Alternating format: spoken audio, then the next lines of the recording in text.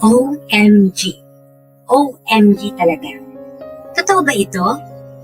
Mukhang isa palang Bini fan si Eman Bacosa Pacquiao, ang anak ng pambansang kamao, Manny Pacquiao.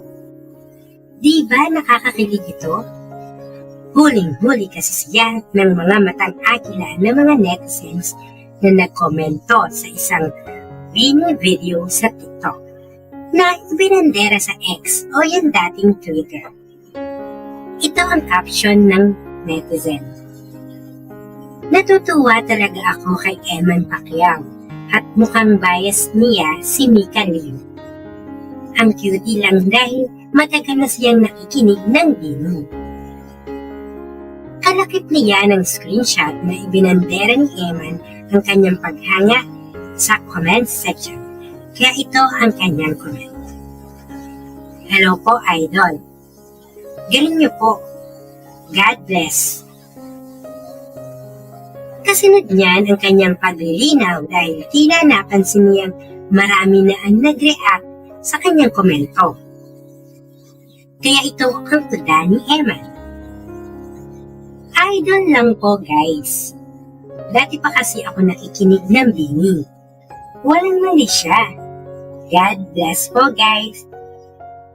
Sa pamamagitan naman ng thread post, umamin si Eman na idol niya si Bini, Mika at ikinahit na walang mali siyang kanyang paghanga sa dalaga.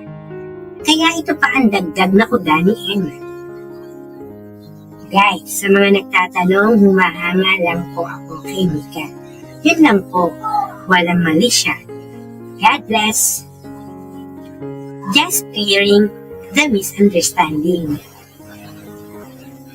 Bukod sa pagiging anak ni Pacman kay Joanna Bacosa, si Eman ay nag-trending sa online world kamakailan lang dahil sa pagkakahawig niya sa batikang aktor na si Piolo Pascual. Para sa mga hindi aware, si Eman ay isa sa mga standouts sa Thrilla in Manila 2 matapos makuha ang record na 7 wins, 0 loss, 1 draw, and 4 knockouts.